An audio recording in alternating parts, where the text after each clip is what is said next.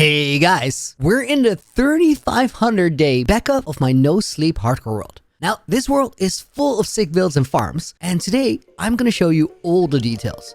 But if you want to see how this world got made, definitely check out the 1000 Days series.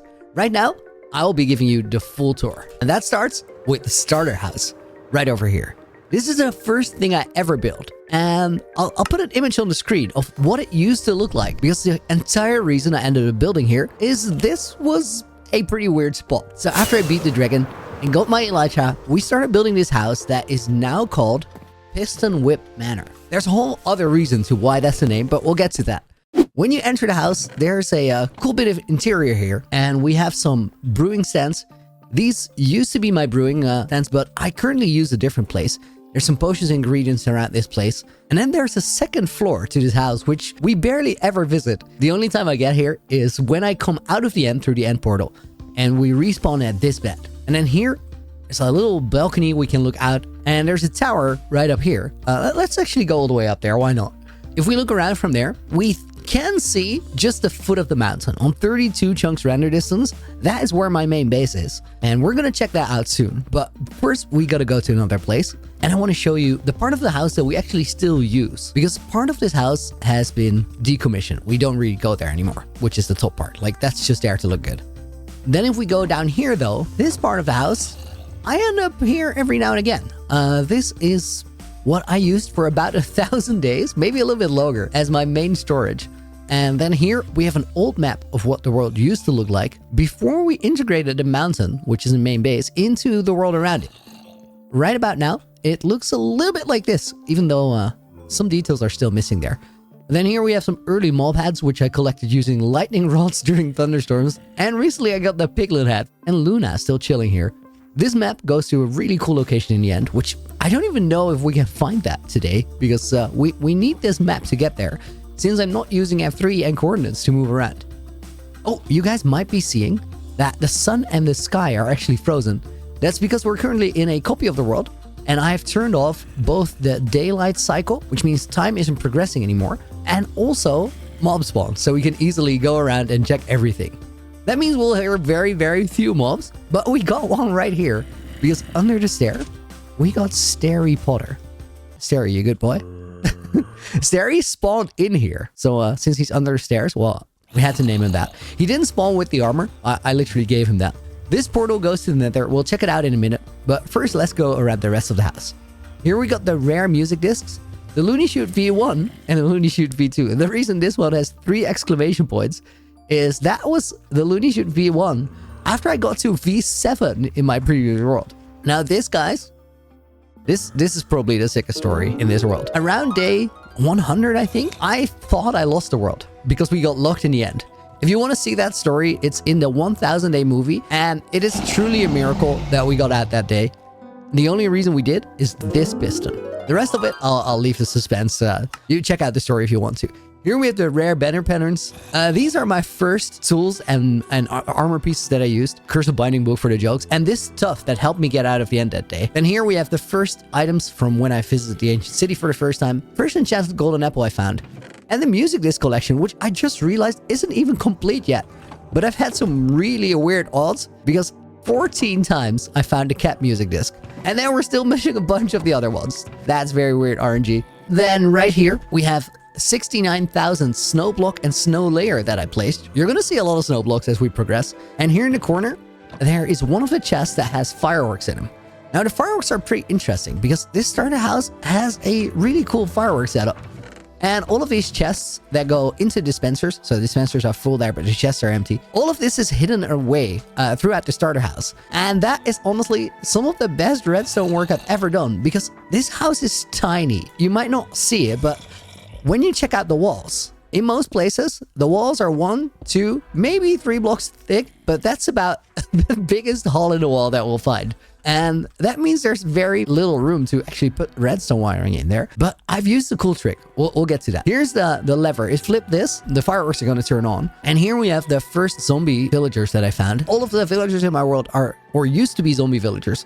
And these guys are like the essential trades. We have efficiency here. We have unbreaking here, silk touch. I had mending in a different spot. And then this guy helped me get emeralds by trading clay balls. And this guy right over here, well, he provided food early on. Let's just flick that lever and see how these fireworks work. You know what? I'm gonna toggle the time, and then time is gonna be wrong. Time's midnight. That will get us to day 0. But these are the fireworks that shoot out of the starter house.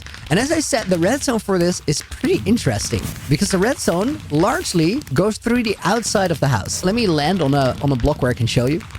You might notice, you might not, but you can see that block moving there. That sends a red zone signal through these leaves around the outside. So the decoration and the red zone wires are the same in this place, which I think is a very, very cool feature. Okay, let's turn the fireworks back off. Usually when I record replay mode clips for my movies, I always by default set it to either 4500 or 5000. I don't know exactly why, but this is the best lighting. This is just when my game looks the prettiest. The starter house here has this falling water column, except it's not falling. This goes up, and that's how we transported the villagers. That means that from all the way down there, we can walk to the top of the starter house. So if we jump into the pool over here, that's the exit strat. We have this waterfall coming out, which fills this pool, but that's also my transport going up there. And I have come up with an idea to use this in some really, really crazy redstone, but we'll get to that later. Okay, right here, if we fly down, we're gonna go to a pathway that still needs some detailing on the inside here, but this pathway goes throughout this mountain that the starter house is built on, and then it ends up somewhere else. This way, it exits through the back, and this is the start of a place that we call the Mangrove Trail. And a Mangrove Trail is a beginning to something. It's the beginning of an effort to make my entire world feel and be connected. So this pathway goes, well, past these mangrove trees, which is why it's called the Mangrove Trail. And this got added when 118, I think it came out. Oh no, 119 introduced the mangrove swamps and the mangroves. Is that true? Or is the 119 the deep dark? I honestly don't know. I know that eventually we had to go out and get mangrove trees, and they were a great way to decorate this pathway. I think they're developing the game in a really cool direction. Then if we go here, guys, this is an interesting spot. I'm gonna grab my spyglass because I don't have normal zoom. So this location is called Pathfinder -1088, -2114. And that used to be one of only 2 coordinates that I knew in my world. First we found out 00, and then from 00, using maps, I counted my way all over here. And this Pathfinder's Lodge, as we call it, is our reference. This is my reference point around the base that we use to basically benchmark every other coordinate that I need to know.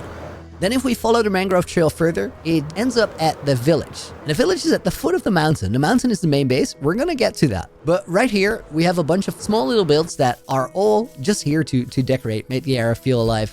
With this house here, it has all these pink flowers in the garden. Really, really like that. And then here we have the windmill with a little shed next to it.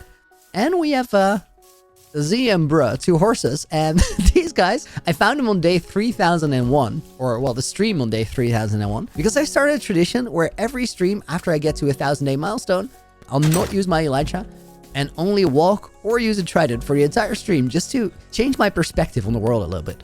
Now, we're about to go to the castle, but there's 2 more places that I want to visit first. This tower is funny. This tower only exists because right up there, right on that edge, I think is the perfect block to take screenshots of the entire build for thumbnails and such. So whenever I need a thumbnail, I tend to go over there. And that tower literally got built because I figured out what block that was, and then I built the tower for that exact purpose. If we go around here, around the crop fields, we have another pathway that ends up here, and we have a pathway that forks off in this direction. And this one's pretty interesting. We're gonna skip a little bit here.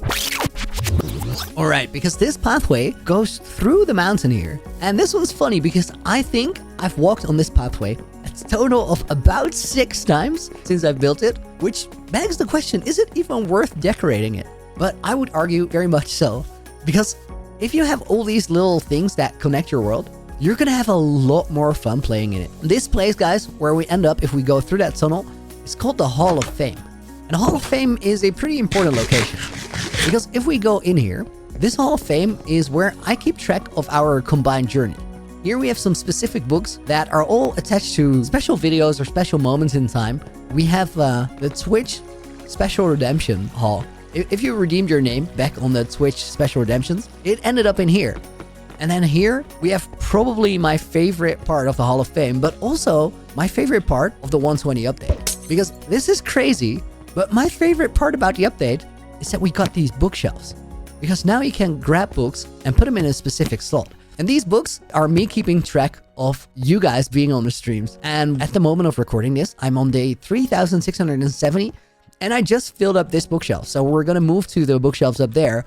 And over time, this library is just gonna grow and grow as we continue our journey together. Then here we have all the pots with all the pottery shards. And here are some rare mobs. Oh no, I did something dumb. I had an iron zombie with an iron sword, fully enchanted, and he despawned because I didn't give him a name tag after getting him out of the boat. But this guy's here. Okay, there is another room in the Hall of Fame. If we go back up this stair, guys, there's a room that now forks off to the left. And this one is the Hall of Thousands. The Hall of Thousands is a pretty special place because every time we finish a 1000-day arc, I end up with one book that is a little more special than all the other ones because it has a lot of names in it. And we started this on 2000 days. I love this redstone feature that activates every time we open the door. And not when we close it from this side or open it from this side, and not when we close it from that side either, but only if we open it from that side. And then this is the book for 2000 days. 16 pages of your names in there. And then this is the book for 3000 days. That stream was crazy. 33 pages. So we go 4000, 5000, 6000, and 7000. And if we fill this book, well, that would be a pretty remarkable moment. Because once we get there, I will officially have survived more days in this hardcore world than I did in the last. And then here we have some frogs in case I ever need more buckets of tadpole. And then here there's one more room. This one's called the Hall of the Years. And in the Hall of the Years, every time my world has an anniversary, I go and collect all the shulker boxes from all the separate projects and then use those shulker boxes to create something without changing any of their colors. So we made this flower last time. This is a massive puzzle because that was about 207 shulker boxes in exactly those colors and I couldn't really mess with them. And then here, there's something funny that we barely ever visit. Let me see if I can get into swim mode. There, we're a little faster.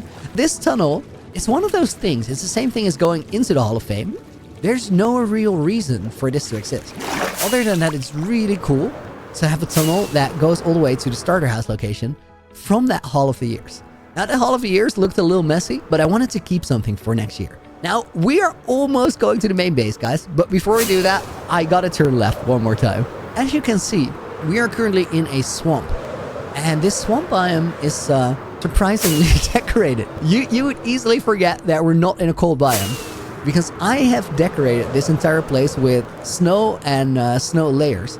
And that happened by virtue of this snow farm that we're about to visit, which is in one of the coolest locations in my entire world because I had never seen a mountain range with ice spikes before I found this place. And if we go in here, this place is called Mount Chattermore, and here we have Chatterson Jr., the 22nd.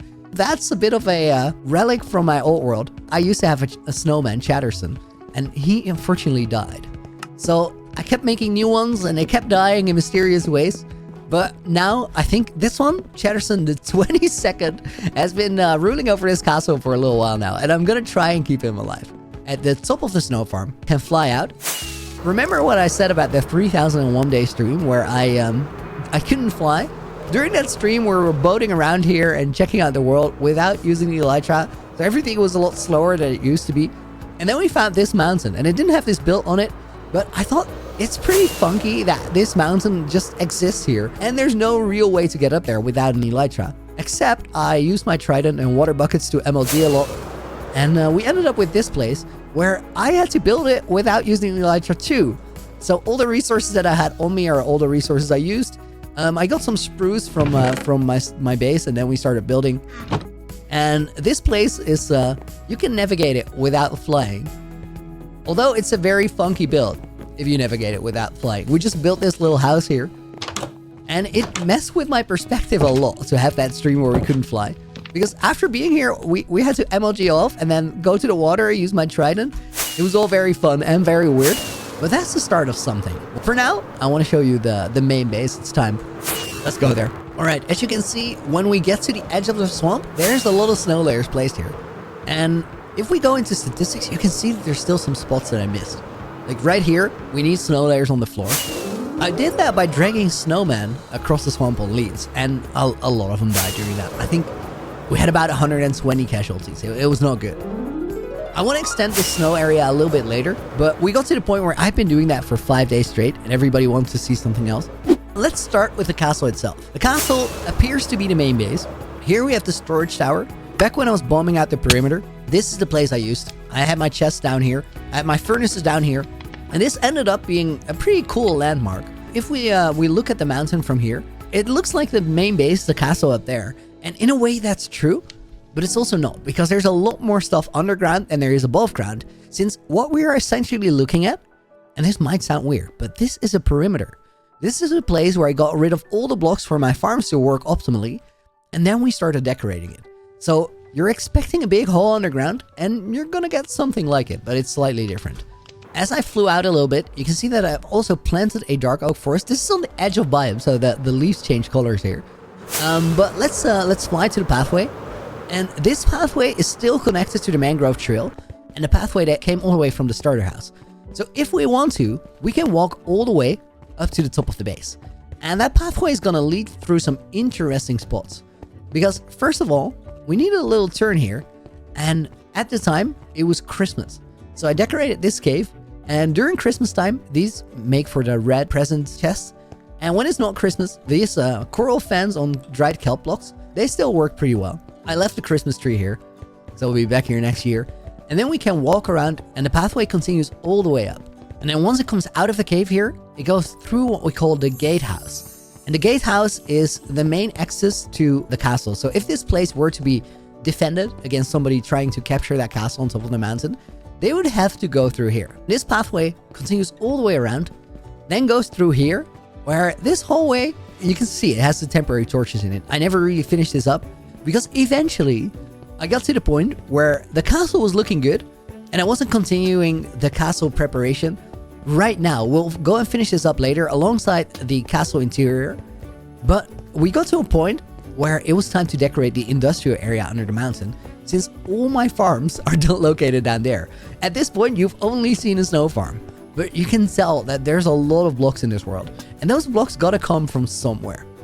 So once we go here, this place is what I call the wonky tower. And the wonky tower is a little sketched on the inside. This one needs interior too, but this scaffolding is really interesting. You can see there's an observer up there, and scaffolding and observers are a bit of a theme in my base. This is one of the very few places where you're gonna see it, because most of it is hidden. But this entire castle has more than 120 firework dispensers, all hidden away for a fireworks show like the starter house, but much crazier. We'll take a look at the wonky tower outside in a little bit, but first I want to continue up to the castle, and this here is the ice cave. And the ice cave leads entirely through the inside. And this is on the inside of the mountain. Now the ice cave, it feels really magical with the glow lichen like this. Complementary shaders is the shader that I'm using, and it does a lot with special little light effects. Now you can see that we're quite far up to the castle, and this is where the main gate is. And the main gate leads into the castle, but it doesn't lead into castle interior yet, because this place is still under construction. Before I go in here, let me fly out and show you the wonky tower and the part of the castle that is actually decorated. While we do that, you can see some dirt here. And this is a rare occurrence. This grass is growing back in because I've gathered some grass blocks here. And I try to get all my blocks in a location where the terrain either gets repaired or repairs itself. You'll see that as we go further into the world. But this location, I'm going to wait for the grass to spread again, and then we're going to make sure there's actually grass entities on there, or grass tile entities, I think. I don't know how you call those. But anyway, we're going to grow the grass back in so it looks natural. Now, the only part of the castle that is currently decorated, guys, is if we go up here, we find the castle garden. And this was the first part that I decorated, and I really, really like it. These two guys were part of getting the Star Trader advancement. This is actually the Star Trader, and this guy was supposed to be the Star Trader, but he's a nitwit, so he can trade. And then if we go down here, Castle Garden extends further into the castle. We have a axolotl tank here, which caused a major incident that flooded the mountain and had me replace 16,000 snow layers. And then we have more plants here, all in different sections. Glowberries and glow lichen to light up a bit. And then here we get to that part of the castle that doesn't have interior. We'll get to that. You can see down here there's a lot going on. But that isn't even close to the bottom of that pit. That pit literally goes to the bedrock. And then right here, there's a little bit more detailing in the castle garden. Let me toggle the shaders off for you guys so you get a feel for what this part looks like if we don't have shaders on. It's all designed for the shader, but it's also, I turn the shaders off while building every now and again just to check that I'm not making something that looks horrendous without shaders. So this is what the whole area feels like if we turn shaders off. Still very cool. Okay, guys, let's get to that part. I'll show you the whole build without shaders for a second too. But let's get to that part where we actually get into the industrial area, because underground is where the real magic happens. So this is what it looks like. We're going to turn the shaders back on, and then we're going to get to the main gate. And you can see that I'm carrying a lot of night vision. There's a good reason for that, because we're going to use a lot of it. Also, my elytra was full when we started this. This is going to be interesting. Okay, this right here, guys, with the deep slate emerald ore, we have a main gate, and there's no lever anywhere around, but there is a little cave over here. And we have a snowman here, where if I ask him nicely and stand on this pressure plate, he'll give us a snowball. And that snowball goes into the wall there, and that's the keyhole. So this is how we get into the main base. And then here, you can see that there's some red wool rings. That is an elytra course, which is still being built. But the rings are placeholders. And then if we get to here, we can see that there's an entrance cave. There's no real way to go there. Down here, you can see that there's a blue wool path. That is going to be the walking path. If we want to go all the way to the base floor, we can go over the wool path, but that wool path is still under construction. Nowadays, if we want to get in there, this is how we do it. We run up, and we just take a leap of faith. And that catapults us into the base. That is absolutely massive underground. Right now, you can see a lot of torch spam. Let's do something about that, because currently, I'm still building up this area, and I'm keeping it really dark for as long as I can. The reason that I'm keeping it dark is that light is a really strong design feature. So eventually, when I start putting light in there, we can choose which areas sort of light up and which ones kind of fade away into the dark. So we've put a night vision dispenser down there in the purple area with the mushrooms. I'm going to show you all of these, but so far we have a purple area built up. We have a pink area built up. Here we're going to have a red and an orange area. Then on the other side of this massive pillar, we're going to have a yellow area that's going to have a lot of sand colors. And that then goes into slime green, into plant green, into blue. And then on this side, we have a lot of buildings. So the idea for this cave is there's two things. One, this is my industrial area. And we're going to look at that in a minute. And two, I want this to not feel like an industrial area at all. I want this place to feel like it's a base that is actually just there to look really, really cool. And we're slowly getting there. Let's start by showing off where my villagers are, because I need to fix my elytra or we're gonna get stuck at some point during this tour. Now, I'm also carrying a lot of night vision in my inventory. Let me actually throw one out of there so we have some inventory space. Here, I have some outputs from my pumpkin and melon farm, and that is my main way to get emeralds. Recently, I've moved the villagers, but that's not in this world tour yet. Okay, let's throw that out. I think with this we can fly again. Elytra's full? Yes. So these guys, I mainly use them to generate emeralds. I have a lot of them at this point. And then all of these masons, they sell me quartz, which I've been stockpiling for a later build as well. Then if we get out of here, there are a lot of farms. So let's start with the most essential ones, the ones that we built up first. If we go through here... Okay. If we go through here, I have my iron farm hidden away. Now, a lot of people have massive, massive iron farms in their worlds. And if you put them in your base, you really don't need that.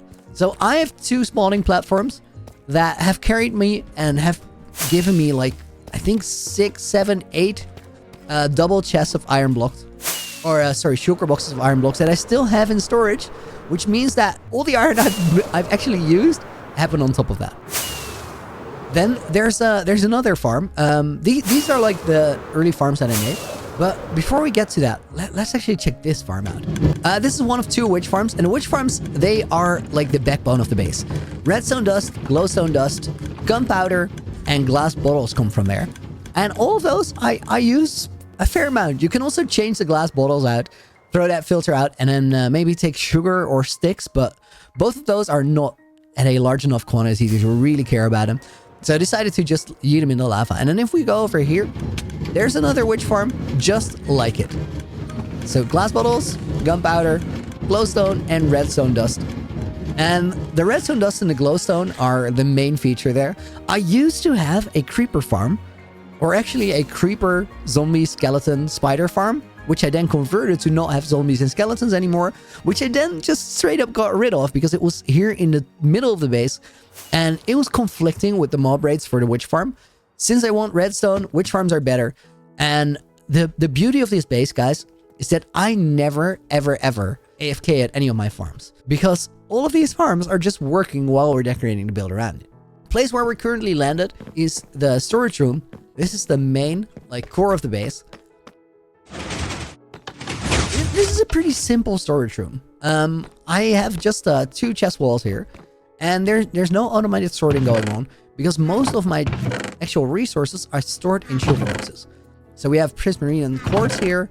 There's some copper here. Here we have the sugar box chest, sandstone, sand, and sand variations. Then we have tough and deep slate right here. Lots of stone, and basically everything is sorted into categories that are in chests. I might make a sorted storage at some point in my world, but not in this base, because this base has all the farms, so I have to be quite careful with how many things that I put in the base that generate more lag, and that meant that the big storage system with loads of chests and loads of hoppers, that was going to be a little bit too laggy. All of these doors, by the way, they go to separate parts of the base, but we'll get there later. For right now, I want to show you around the farms. Let's start with the early day farms, the farms that I first made when I was building up the base. And these are the farms that have pretty much carried everything. So if we look up here, let me actually fly in there. It's going to be easier. Oh, if you guys are used to playing Bedrock, this might look very confusing how I'm flying. But on Java Edition, if you fly into a ceiling, that doesn't actually damage you. Fly into a wall and a floor, it hurts a lot, but ceilings are fine. Now, this storage room combines a lot of resources. We have all the honey in here. This is cactus output, honeycombs, wool, pumpkins, melon slices, more melon slices. This is oak, but I currently don't have a tree farm running. And this is glow ink, which is a side product. Like, that happens because of the cactus farm. And that spawns glow squids in it. So I decided to just put a glow ink filter on the storage room, and that puts it in there.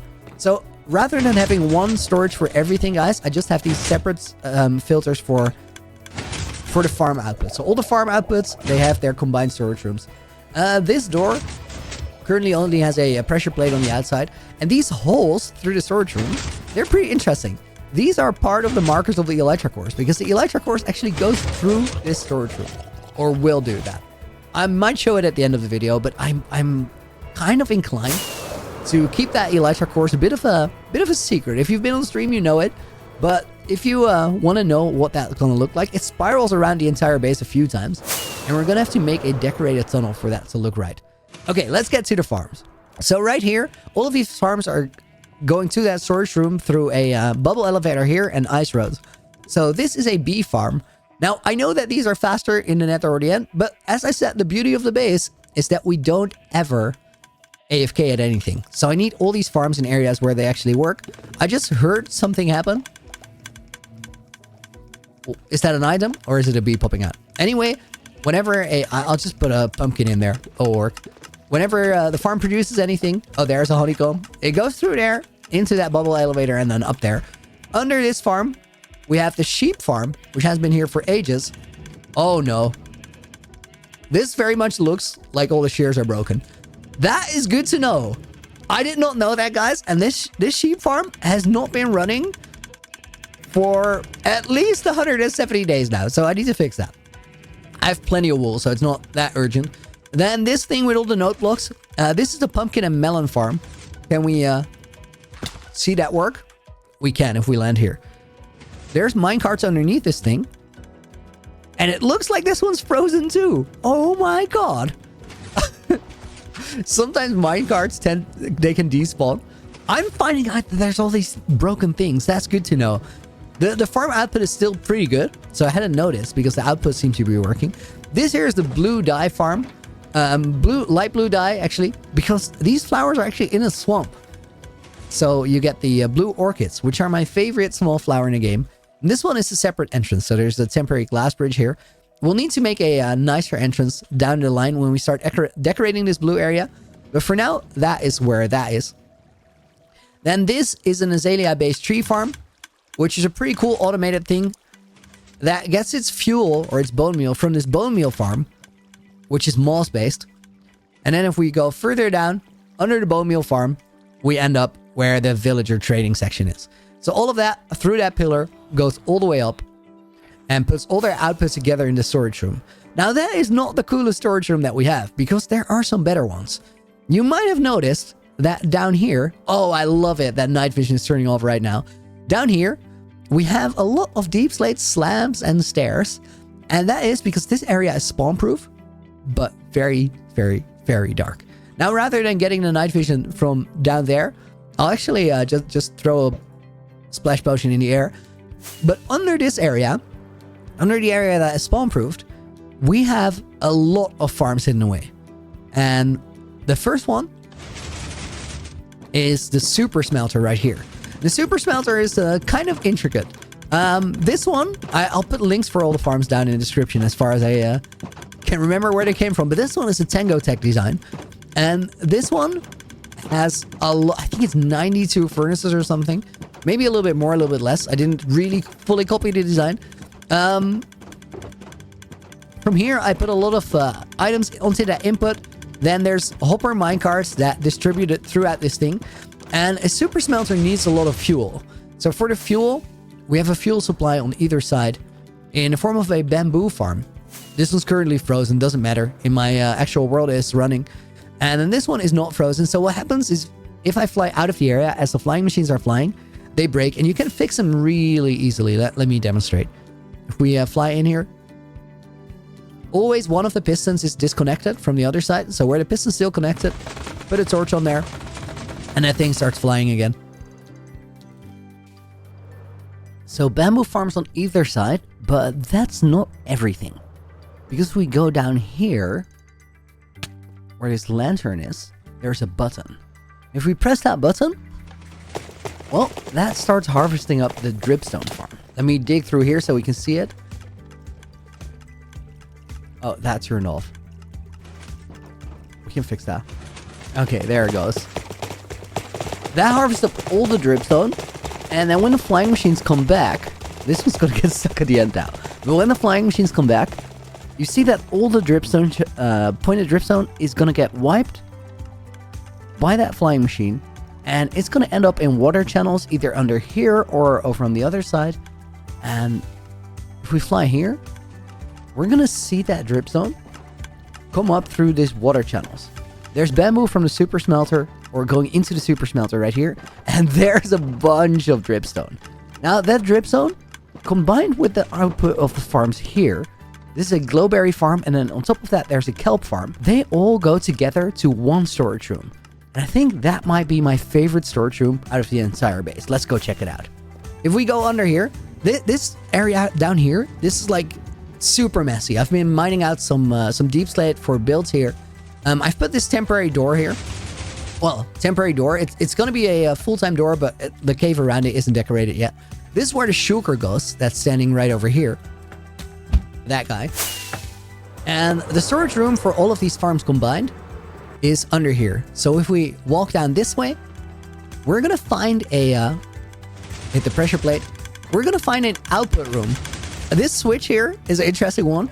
It doesn't really activate anything, but this deactivates all these dispensers. And what that does is it makes the room a lot more silent, so it can actually talk.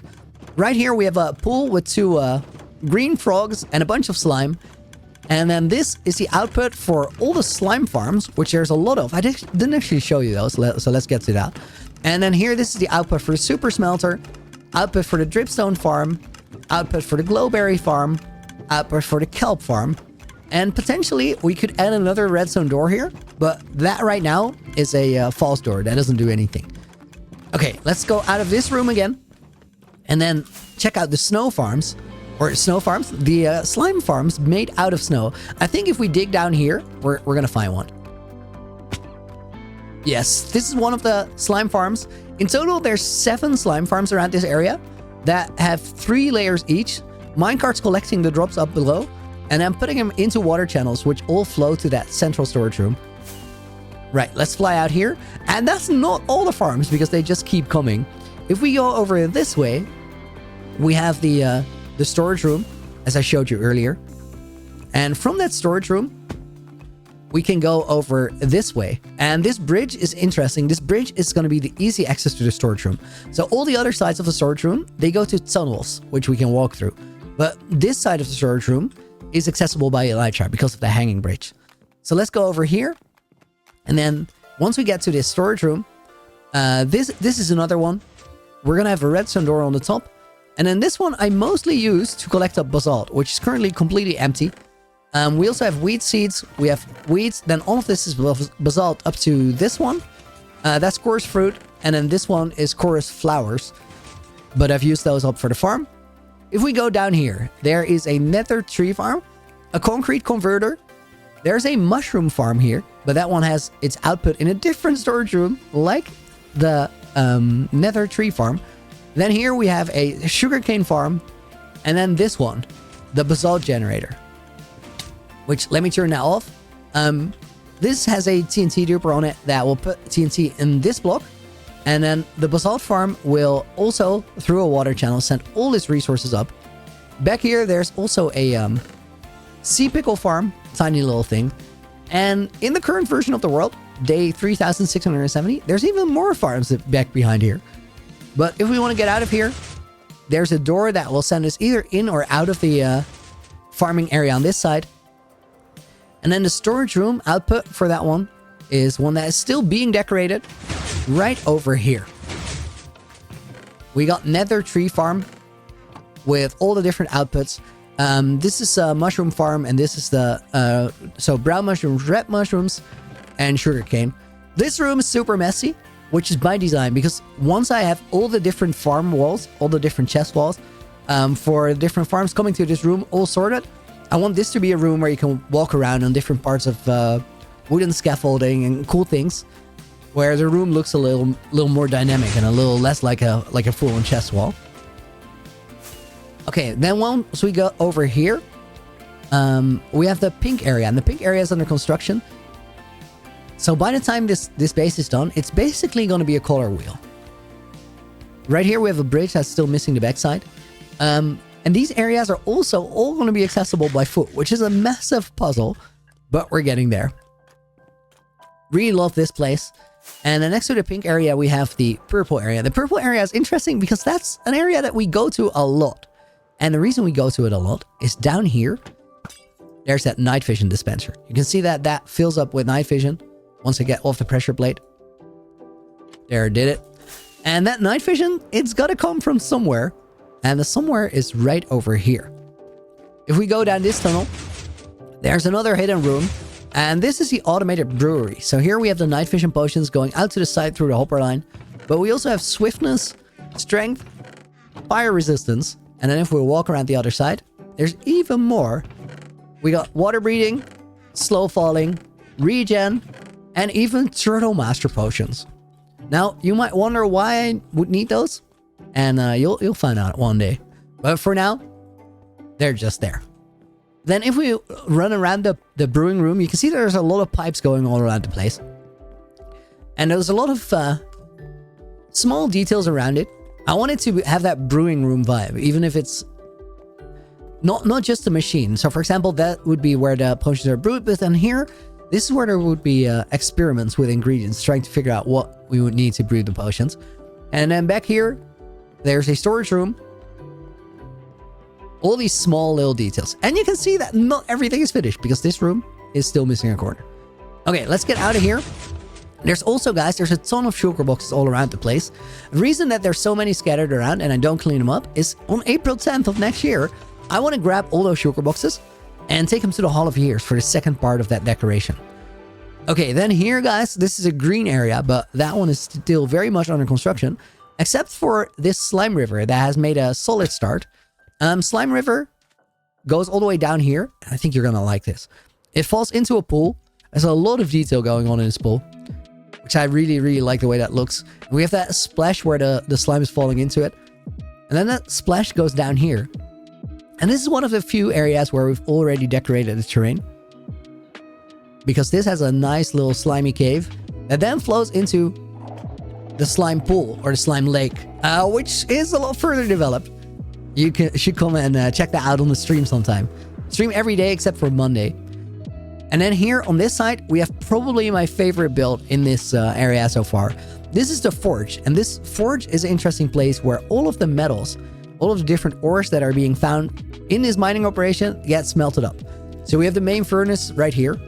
This has so many details, this place. We got some storage area back here where ores are being located or are being stored until they're being processed. And here we can fly into the cave if we want to. That's open. Then if we go further down here, we get to the ladder that leads into the main forge area. And this forge area I like a lot because we didn't even need to build it. We could have just let it not happen. But here we have all the areas where the metal is being worked into tools and that kind of thing. Here you see a lot of anvils, minecart, stonecutter, brewing stands, so many details. And then this goes down into the lower part where it actually turns out that this building doesn't just look pretty, but it's also our lava bucket farm. And these lava buckets, you can use them for decoration sometimes, but I also occasionally, when I'm putting many, many, many items through the super smelter, I'll put some extra lava buckets in there to compensate for the size of the bamboo farms, because I wanted to keep the bamboo farms relatively close to the floor, which means that their capacity is a little bit limited. And when I smelt like over 100,000 items, and I know that's a lot, but when I smelt over 100,000, the system stagnates, and the lava buckets can help me out with that.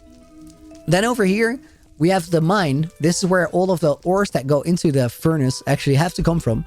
We have a mine shaft over there and a mine shaft over here. And this is one of the areas where I fixed the lighting, because you can see there's a lot of torch spam.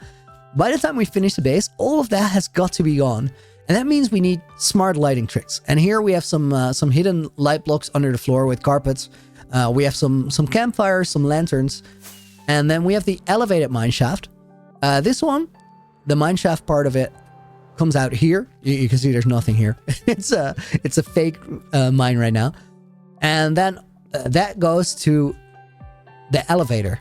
I really love this elevator build. That transports the ores down here, and then they get put on this storage platform before they get transported into the actual forge. Very cool place. And then we have this place, which is the main hall for our miner civilization. This cave is being exploited for a lot of different resources, or at least that's the story behind it. There's more to that, but I'll tell you later. For right now, it's all classified. Okay, then we grab this over here. More rockets, and when we could walk all the way here. Let me fly the route. So right here, there's a diagonal line that then goes to the main hall. And there's some cool features here. These towers, they extend hanging downwards. Let me fly over there. I really, really like the way this is designed. There's not a lot of angles where you can actually see it very well, but I think it gives the building a lot more character. And this is a cool build because it's built almost entirely diagonal, and that extends to the inside as well. Right now, in this version of the world, the 3500 day backup, it doesn't really have any interior yet. You can see this is a wall, and back here there's a hole because this is where the Elisha course runs. That's going to be a puzzle getting it right. We have these levers on the door, looks super cool with the chains. But by day 3670, where I'm at right now, I've put my villagers from down there into that main hall. So we have a cooler place for the villager trades right now. And then up here, there's going to be a way to walk around here and get to the different parts of these ramparts, where you can look into the cave really, really well and can see how big, but also how cool this place is. Just getting to the other side usually takes like 10 seconds, which is crazy. That's 10 seconds of flying in a straight line with a rocket, full speed inside my base. Pretty crazy. That's the main part of the base. So all the farms are operating and they're fueling the base. The thing that I've used most so far is definitely the basalt generator in there combined with the super smelter, because that gives me all the resources to decorate up this cave. But then there's more to this area once we go through the storage room. And this is where things get really, really cool. So if we go through here, you guys already saw that there's 4 ways we can exit the storage room. Now, there's one way over here. And this one leads to what's going to be the blue area and the output for that witch farm, because that's going to be hidden in the ceiling. Then this one leads to another area where we got a really cool redstone system. I'm going to show you what that does in a second. But this blue wool pathway is a placeholder. This is a reference line for the pathway that goes all the way from the top of the mountain, or actually the starter house, to the bottom of the base. You're going to be able to walk this all the way around. And I want to try and have this be walkable by day 4001. I don't know if we're going to get there, because that's a lot of work. That pathway eventually goes into a cave here. And then once we get here, it becomes pretty fun, because this pathway ends and you got to get a slime bows here to actually get to the foundation of the base. I'm going to redesign that so it doesn't have the damage hits, but that place is going to be very cool. Now, about that redstone system that we saw a minute ago, guys, that is probably the coolest redstone feature in the base right now. Because if we go to this cave, we can't really fly out of the base anymore. As you can see, there's a ceiling there, and getting it up to the walkway, then through the storage room, it's going to take too much time. So I integrated a system that does this. Press a button, and we're out of the base. Just like that. Now, that redstone line runs for, I think, 250 blocks up in the air and about 200 blocks horizontally. It's super long. And the reason that it's still that fast is there's some instant and semi-instant redstone components in there. The thing that we read out is a bubble column changing state with a dispenser that takes out a water bucket. And that happens on that side as well. And then it goes through this, which is called an instant wire. Now, if we want to get back down there, let's go through the main entrance. I'm going to go in here, get another key, open the door. And then there is an alternative route, or at least it's being developed. Because with the leap of faith, that gets us in the base. But if we jump down here, we end up at another blue pathway. And this is another reference line. So right here, we're going to have that pathway all the way into the foundation of the base. And that pathway runs through this room. And this room, this is a really interesting room. Because this room is actually the place that lets us start the fireworks show at the main base. I'm going to activate this with a word of warning, because this is kind of made for replay mod. As in, there's no way to do this without it getting at least a little bit laggy. Oh, wait. I don't hear it shooting off, which makes sense because the failsafe is still on. I think that locks it from this side. That's the failsafe, and then that is going to start the system. Let's get down into the foundation of the base, grab another ender pearl, and then get out of there. You can see the frames dropping.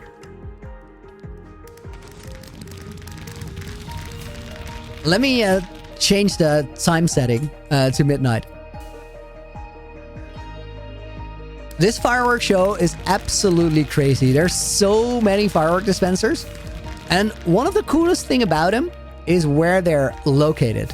I currently have my NC render distance not too high, so the game isn't all that laggy. Oh my god, the sound. But this, guys, this looks fantastic in replay mode when you put the NC render distance up to 500%. Even if we just fly around right now, I like this a lot. This fireworks show is probably the best part of the castle. And I'm going to show you where all the dispensers are located, because it's honestly kind of crazy that there's this many, but you can't really see where they're at. Look at that. Okay, I'm going to make a quick cut, turn the fireworks off again, set the game to daytime, and then I'll show you where it's at. Okay, we're back and it's daytime. Now, that firework engine, it's one of my proudest parts of this entire base. You can see that there's redstone lines here everywhere. Now, these are still on the undecorated part of the castle interior, but there's a lot of redstone that it's really, really super hidden. This thing right here is the redstone engine. And what this system does is, oh my god, it goes so far down.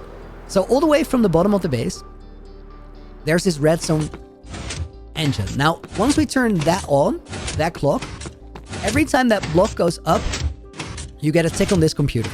So it changes channel and then gives an output. Right now, because this is all locked, it's not moving. But in here, there's an enchanted golden apple, which really doesn't need to be an enchanted golden apple, but I thought it would be cool. So every time that enchanted apple moves the spot, you're gonna get a output to a different signal or a different channel, which then flies up there. And observers can read that out. So this observer is going to pick up a signal whenever that scaffolding gets unsupported, like that. So whenever I flick that trapdoor, you can see that the observer lights up. That's what the system does. And then it goes to all these different components that vary with the timing.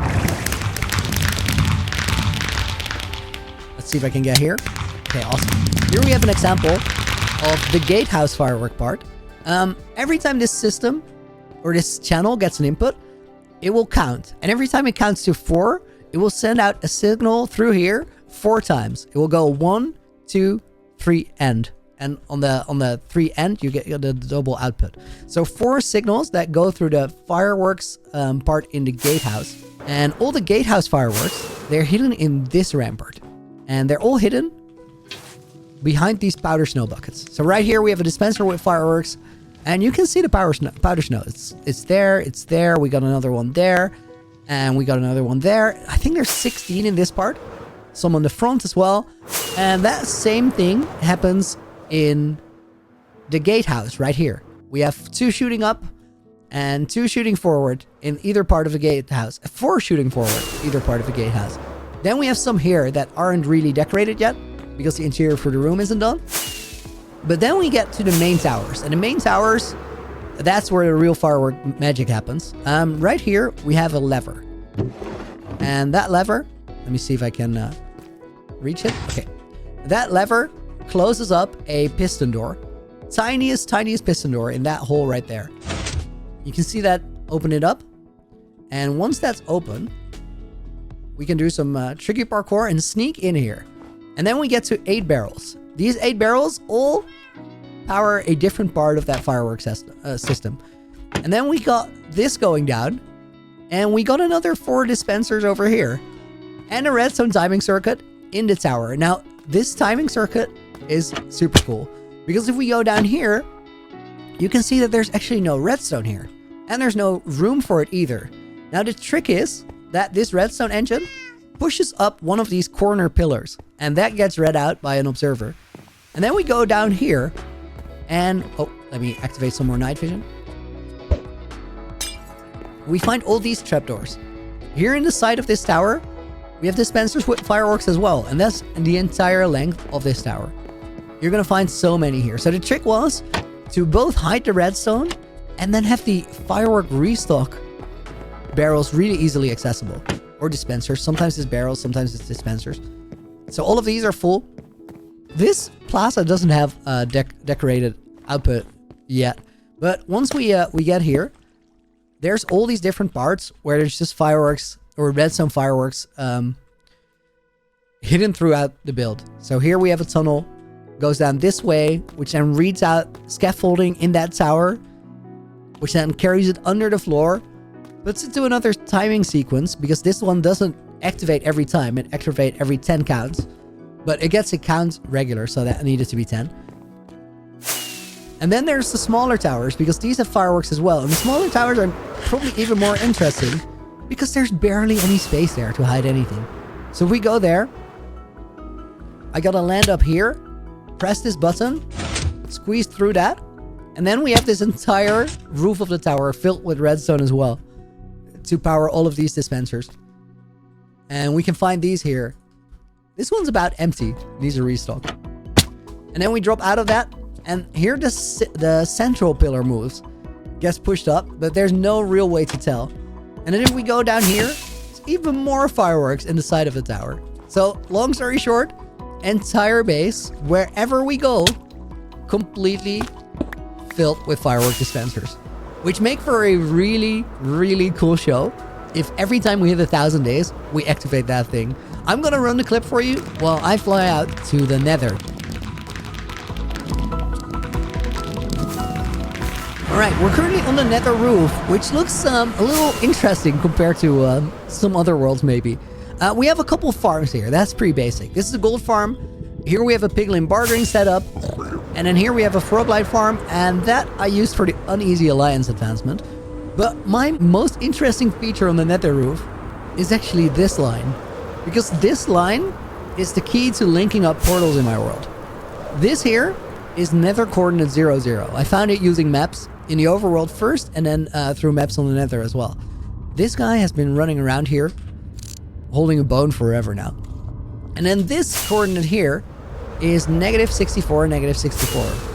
-128, -128, and so on and so forth. And that's what we use to calculate where portals go on the nether roof.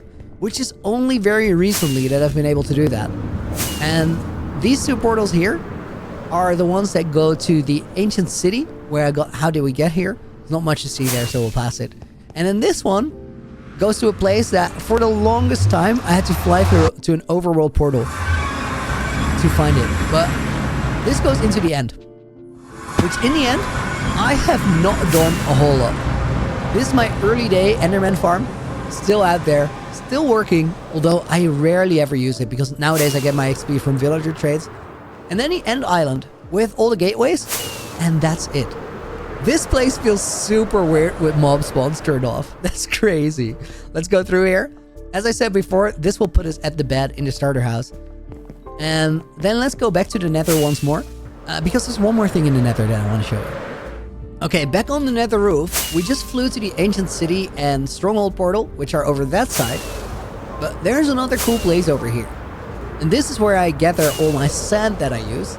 This is the only biome in my entire world where I've really destroyed without repairing. But even that is not entirely true. Let's go through the portal and I'll show you what's up. Okay, so this is the desert and the Badlands. Now, I've been gathering some sand here. You can see that even this area is not really a mess.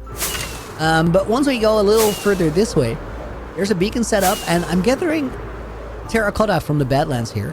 This area is only recently done, but if we fly over... where is that spot? Oh yeah, if we fly over here, where this nether portal is, there used to be a huge Badlands mountain. I took it out, and then I just... I covered the area up again. We took some red sand, put it on the floor, and then that red sand came from this area right here, I believe. There's an area here. Where is it? I don't remember exactly. Part of this spot, I had to recover it up with is it here maybe? No, that's not it either. Part of this area I had to recover it up because I took the sand off to fill that area in, and I try to take care of my world as much as possible. So wherever possible, I put the resources back to kind of take care of the terrain. Just make sure that everything looks good. And I think that is one of the keys as to why my world still feels this cool after playing in it for 3,500 days. Guys, I hope you enjoyed the tour. We'll soon have a 4,000 day movie out because this series is far from over. And if you want to see more before then, I stream every day of the week except for Mondays. Hope to see you soon. For right now, thank you guys for watching. And until we meet again, Looney out.